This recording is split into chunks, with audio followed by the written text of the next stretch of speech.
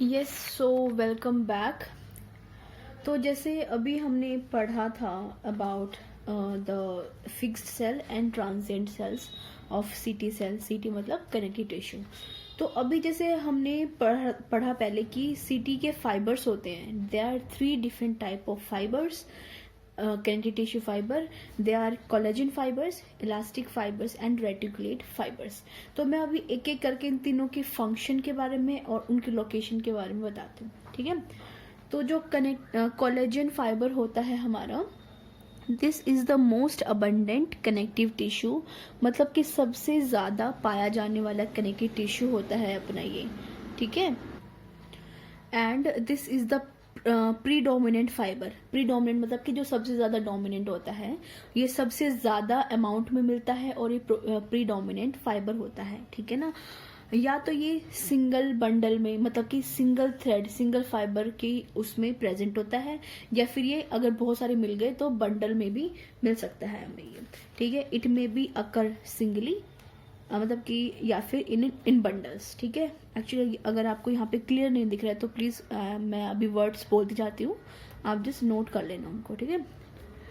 और ये कहाँ कहाँ पे मिलता है? It is found in skin, muscles, tendons, ligaments, bone and cartilage. Cartilage कौन कौन से? Hyaline cartilage, HYALINE, hyaline cartilage and fibro cartilage, ठीक है।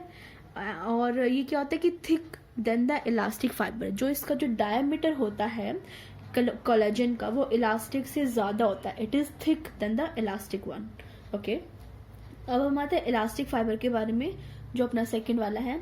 ये फाउंड कहाँ कहाँ पे होता है, कहाँ कहाँ पे लोकेशन होती है?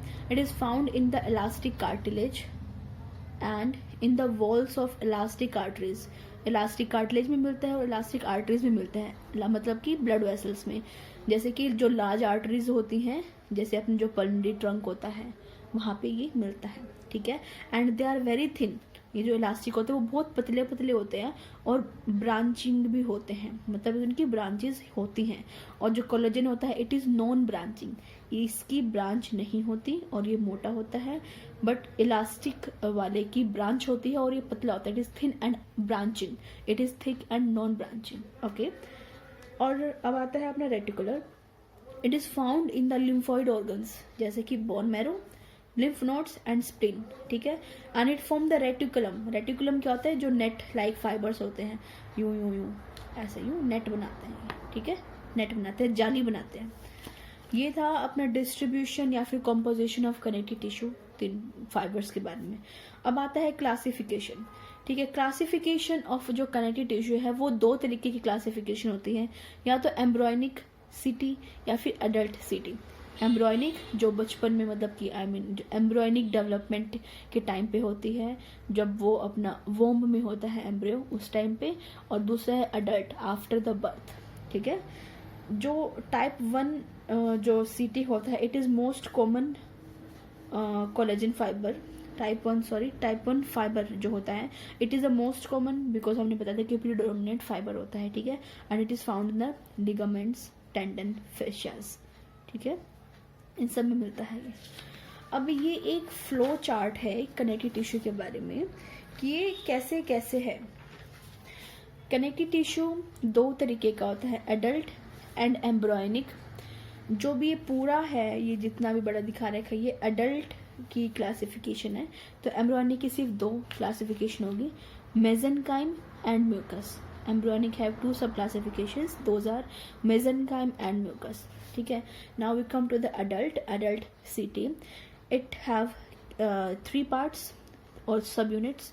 Connective tissue proper first, second है special connective tissue with special properties, special connective tissue with special properties, and third one is the supportive connective tissue. जो फर्स्ट कनेक्टिव टिश्यू प्रॉपर है, इट हैव 2 सब parts, loose जिसको हम areolar भी बोलते हैं, या फिर डेंस, ठीक है। और जो डेंस होता है वो भी रेगुलर हो सकता है या फिर इरेगुलर हो सकता है। अभी मैं एक एक करके इन सबको आगे एक्सप्लेन करती हूँ, इनके फंक्शंस। आप अभी इस फ्लो चार्ट को नोट कर लो तो अंडरस्टैंडिंग में ईजी रहेगा, ठीक है। अब जैसे है स्पेशल कनेक्टिव टिश्यू, वो भी 4 तरीके का होगा, एडिपोज टिश्यू जो फैट होता है, इलास्टिक टिश्यू जो इलास्टिसिटी होती है, जो खींच सकता है easily, haemopoietic tissue related to blood, और म्यूकस टिश्यू। ठीक है ना। हीमोपोइटिक में क्या क्या आ जाएगा? Blood, myeloid and lymphoid. ठीक है, ये हो गया हमारा इसका कनेक्टिव टिश्यू का। जो ये तीसरा था, मतलब ये अडल्ट में फर्स्ट, सेकंड और ये third, supportive connective tissue. Supportive में क्या क्या होगा? जो अपने फंक्शन को, हमारी बॉडी सिस्टम को सपोर्ट करता है, या तो वो कार्टिलेज होता है या फिर वो बोन होता है।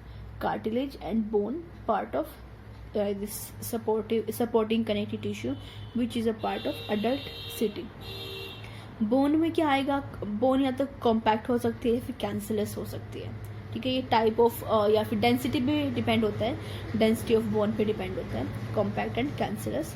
कार्टिलेज में क्या क्या 3 तरीके के कार्टिलेज होंगे? हायालिन, इलास्टिक एंड फाइब्रो कार्टिलेज।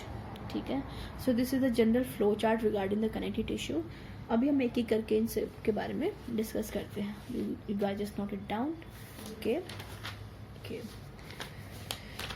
तो अभी हम स्टार्ट करते हैं characteristic of this loose connective tissue. ठीक है, जैसे कि जो अपना लूज कनेक्टिव टिश्यू होता है, ये abundant tissue than the connective tissue. We have loose and dense. Loose और the areolar, it is the most abundant as compare to the dense. मतलब कि अमाउंट में लूज ज़्यादा प्रेजेंट होता है if you compare the amount between the loose and dense. Okay, loose is more present, more abundant than the dense one. ठीक है, और ये किस किस से बना होता है? It is compose of the most ground substance. Most ground substance यहाँ पे इसका मतलब हो गया कि जो इसको जो बनाता है, जो ज़्यादा अमाउंट में जो प्रेजेंट होता है to form loose connective tissue, that is ground substance. ज़्यादातर इसमें ग्राउंड सब्सटेंस प्रेजेंट होता है टू फॉर्म द लूज सीटी। ठीक है, और many cells and less fibre. अब देखो, जैसे यहाँ पे हमने डिस्कस किया था कि जब भी कनेक्टिव टिश्यू बनता है उसमें सेल होते हैं, फाइबर होते हैं और ग्राउंड मैट्रिक्स या ग्राउंड सब्सटेंस होता है। तो लूज को बनाने के लिए ज़्यादातर तो मोस्ट ग्राउंड सब्सटेंस होगा, मैनी मतलब इसका मतलब आगे कि ग्राउंड सब्सटेंस से थोड़ा सा कम होता है फाइबर्स। ठीक है, तो sorry cells, many cells, most ground substance, many cells and less fibres.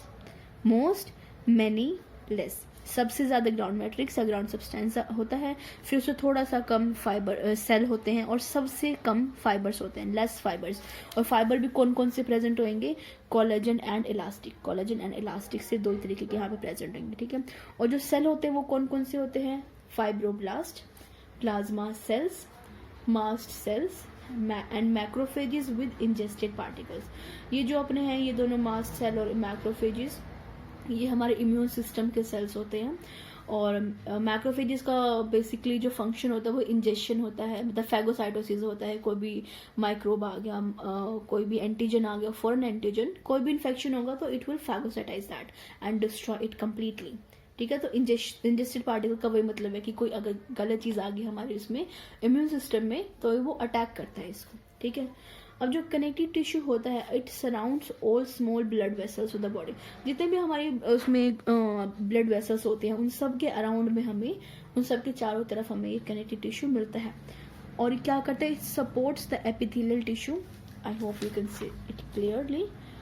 This like it supports the epithelial tissue and it contain the abundant ground substance. Ground substance सबसे ज़्यादा होता है और एपिथेलियल टिश्यू को support करता है। ठीक है ना। और जो ये लूज कनेक्टिव टिश्यू होता है, लूज सीटी होता है, ये लामिना प्रोप्रिया में, जैसे कि हमारे जो एलिमेंट्री कैनाल होता है, इंटरनल बॉडी होती है, उसमें 4 लेयर्स होती हैं and lamina propria is one of them.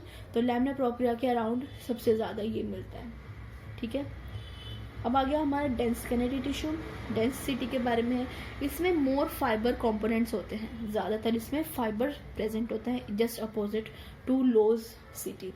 ज़्यादा फाइबर होते हैं। फाइबर में कौन कौन से? सिर्फ कोलेजन, यहाँ पे इलास्टिक ज़्यादा नहीं होता, ज़्यादा यहाँ पे कोलेजन होता है। और जो सेलर कंपोनेंट होता है वो भी लेस होता है, ग्राउंड सब्सटेंस भी लेस होता है। फाइबर्स मतलब कि जैसे यहाँ पे हमने ट्रीज को लोकेट